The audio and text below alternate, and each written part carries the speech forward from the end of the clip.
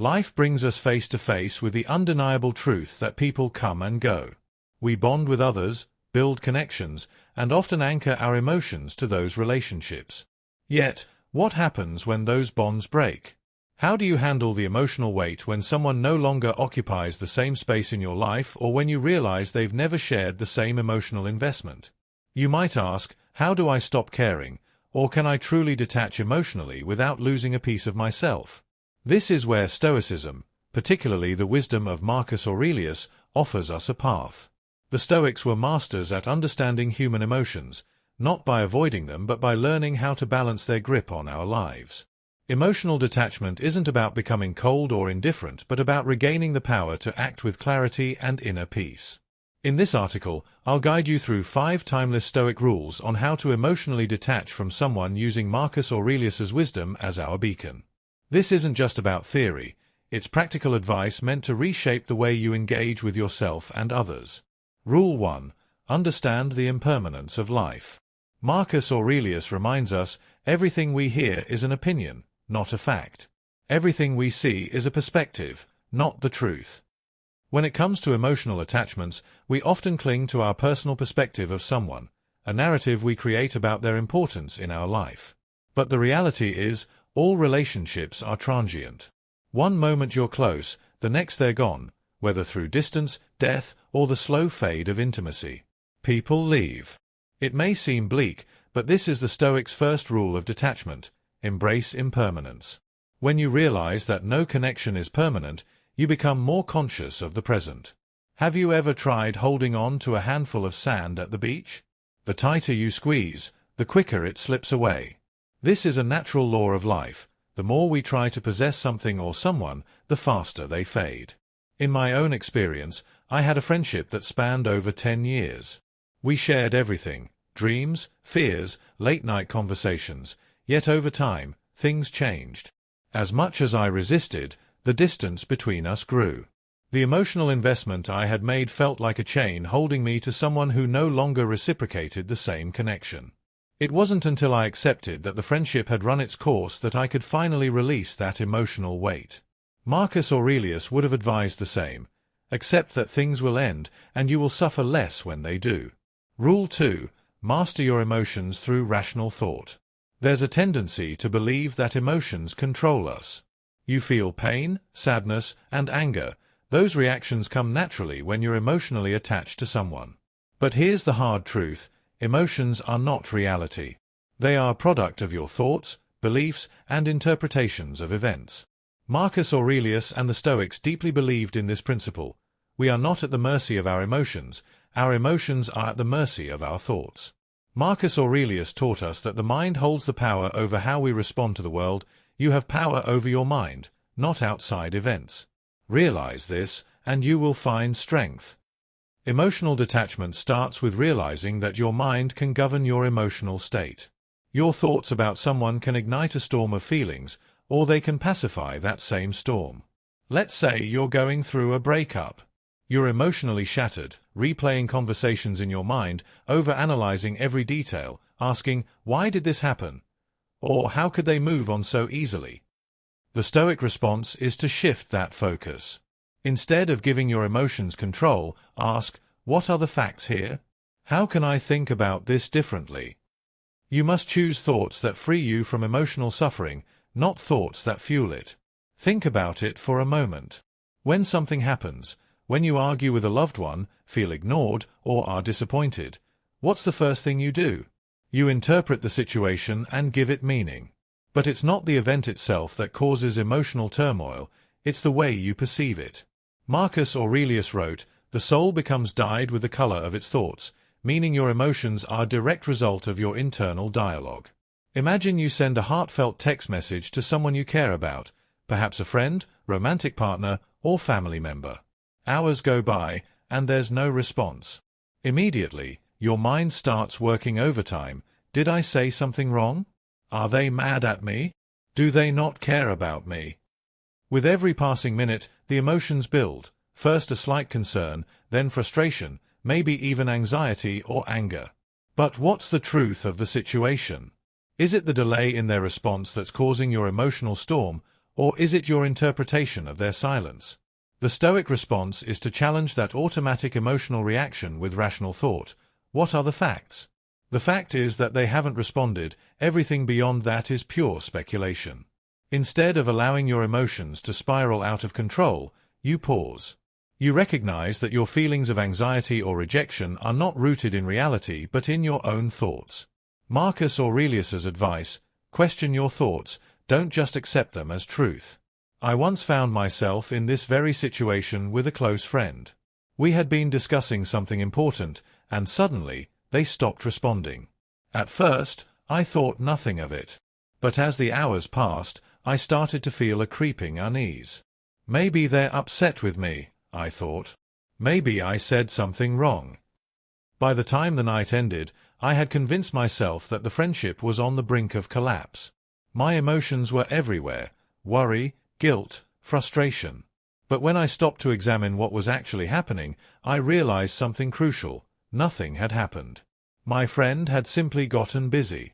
When I reached out calmly the next day, they responded without issue, completely unaware of the emotional storm I had put myself through. In a rare moment of clarity, I remembered Marcus Aurelius's words: focus on what's within your control, your thoughts, your actions, not the outcome or the person's feelings. By redirecting your mind, you will learn to release the emotional turmoil. If you're still watching, please like and comment below with a sign that you've noticed in your own relationships. Your insights might help others recognize similar patterns and foster healthier connections. Rule 3. Practice negative visualization. At first glance, negative visualization might seem like a strange or even counterproductive practice. Why would anyone want to deliberately imagine losing something or someone they care about? Doesn't that just add unnecessary stress? The truth is, this Stoic exercise, championed by Marcus Aurelius, is one of the most powerful tools to help you emotionally detach, not by hardening your heart, but by preparing your mind for life's inevitable losses. The idea is simple but profound. By imagining the worst-case scenario in advance, you lessen its emotional impact when or if it actually happens. This doesn't mean you become fatalistic or pessimistic. It means you're training yourself to accept reality as it is rather than how you wish it would be. Marcus Aurelius wrote, "Do not disturb yourself by imagining the whole of life's troubles at once. Rather, as each arises, meet it with calmness and self-control." In essence, negative visualization builds resilience. Imagine a person you're deeply attached to, a partner, a friend, a family member. Now visualize your life without them. Picture them no longer in your day-to-day life. How does that feel? Uncomfortable? Painful? That's exactly the point. The Stoics believed that by facing the emotional discomfort of loss in your mind, you reduce its power to devastate you in reality. I remember practicing this during a time when my best friend was considering moving overseas. We had been inseparable for years, and the thought of them being on the other side of the world filled me with dread. But rather than suppress that fear, I embraced it. Every day, I'd imagine what life would be like without their presence. I pictured myself going about my routines, hanging out with other friends, and finding joy in new things. By the time they actually moved, I wasn't blindsided by grief or loneliness. The loss still stung, but I had already mentally rehearsed it, and that made all the difference.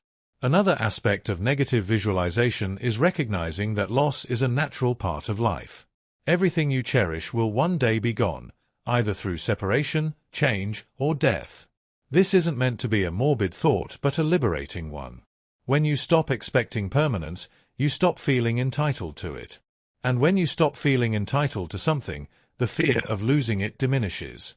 The approach is to appreciate what you have while you have it, knowing that it will eventually change. This shift in perspective can be incredibly freeing. I once had a relationship where I was constantly anxious about it ending.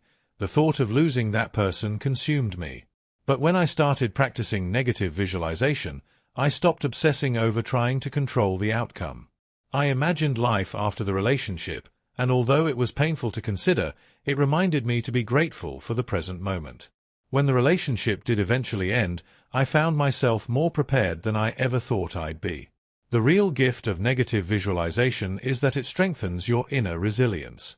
By repeatedly imagining worst-case scenarios, you develop an inner stability that can't be easily shaken by life's changes. You learn that no matter what happens, you will be okay, and that's the ultimate form of emotional detachment, not from life, but from the illusion that you need things to stay the same in order to be happy. Rule 4. Focus on what you can control. One of the core teachings of Stoicism, and one of the most empowering realizations you can embrace, is that there are things within your control and things outside of your control. When it comes to emotionally detaching from someone, this distinction becomes absolutely crucial. Why? Because so much of the pain we feel in relationships stems from our desire to control things that we simply can't. Marcus Aurelius, in his Meditations, repeatedly emphasizes the need to focus only on what is within our control, our thoughts, actions, and responses. Everything else, other people's behavior, the outcomes of situations, the passing of time, is outside of our control. The more you try to control what's outside your influence, the more you will suffer. Emotional detachment, then, is not about coldly distancing yourself from others, but rather about letting go of your attachment to outcomes you cannot dictate. When you're deeply attached to someone, whether it's a romantic partner, friend, or family member, it's natural to want to influence how they feel about you. You want them to care about you in the same way you care about them. But the harsh truth is that you can't control their emotions. You can't make someone love you, appreciate you, or treat you the way you deserve. The only thing you can control is how you respond to their actions. Take a moment to reflect on a time when you tried to influence someone's feelings or behavior. Maybe you bent over backward to win someone's affection, or you exhausted yourself trying to prove your worth to a friend who never seemed to truly value you. How did that feel?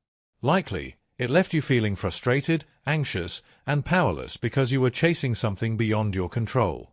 In my own experience, I was once in a relationship where I felt like I was constantly trying to keep things together. No matter how much effort I put into planning dates, sending thoughtful messages, or being emotionally available, it felt like I was always one step behind. They would pull away, and I would try harder. It was a cycle of endless anxiety because I was trying to control how they felt about me. When I finally started embracing the Stoic principle of focusing only on what I could control, my own actions and self-worth, I began to let go of the anxiety. I realized I couldn't make them love me more or treat me better. All I could control was my response, and in that moment, I chose to detach. The relief that came from letting go of that emotional burden was immense.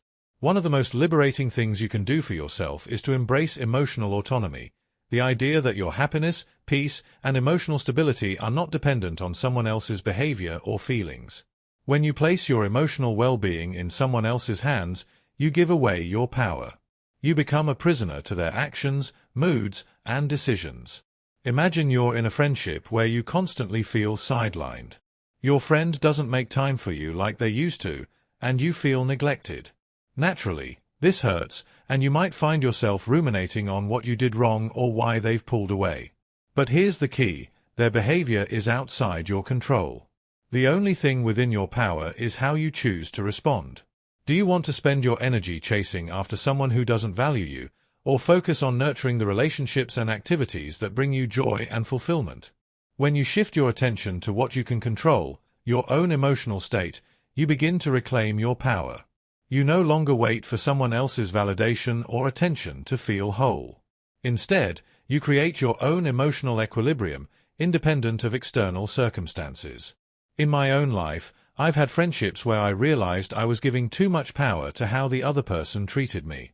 If they were distant or dismissive, I'd feel unworthy. If they were warm and attentive, I'd feel valued. It was an exhausting emotional roller coaster. But when I started applying Stoic principles, I made a conscious decision to stop tying my self-worth to how others acted. I began to focus on cultivating my own emotional well-being independent of their behavior. This didn't mean I cared less. It meant I stopped letting their actions dictate my inner peace. Rule 5. Acceptance. Emotional detachment isn't indifference, it's acceptance. Acceptance that life is unpredictable, that people are unpredictable, and that no matter how much we wish we could control everything, we can't. What we can do is accept things as they are rather than as we wish they would be. Imagine you're dealing with a breakup. You feel lost, hurt, and overwhelmed by the situation. Your mind races with questions. What if I had done something differently? Why did this happen? Can I fix this?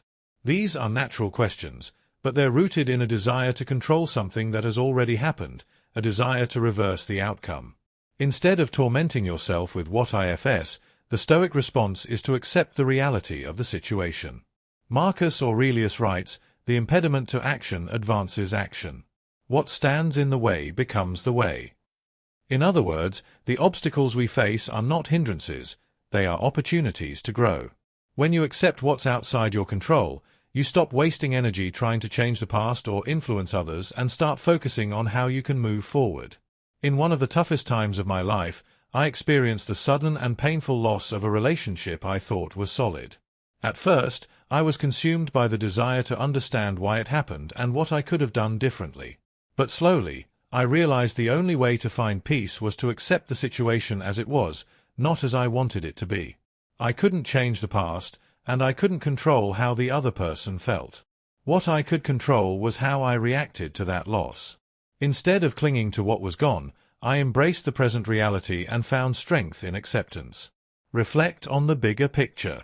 When you're deeply entangled in the emotions of a relationship or difficult situation, it's easy to lose perspective. Stoic philosophy, especially through the teachings of Marcus Aurelius, encourages us to take a step back and reflect on the grander scheme of things. Aurelius often emphasized that our troubles, fears, and desires are mere fleeting moments in the vastness of time. By adopting this broader viewpoint, emotional detachment becomes easier. Ask yourself important questions like, will this pain matter in 5 years? Does this person truly define my entire existence? Shifting your focus from immediate emotional turmoil to a higher level of reflection helps you realize that much of your distress is tied to temporary circumstances. Ultimately, emotional detachment is not about shutting down your emotions or closing yourself off from the world. It's about building resilience and gaining control over how you respond to life's inevitable changes. The Stoic path offers not a quick fix, but a way to inner peace. By embracing impermanence, mastering your emotions through rational thought, and reflecting on the bigger picture, you will find that emotional detachment is an act of self-liberation. So, the next time you feel yourself gripping too tightly to someone or something, ask yourself, do I control my emotions, or do they control me? Emotional freedom awaits those who dare to let go.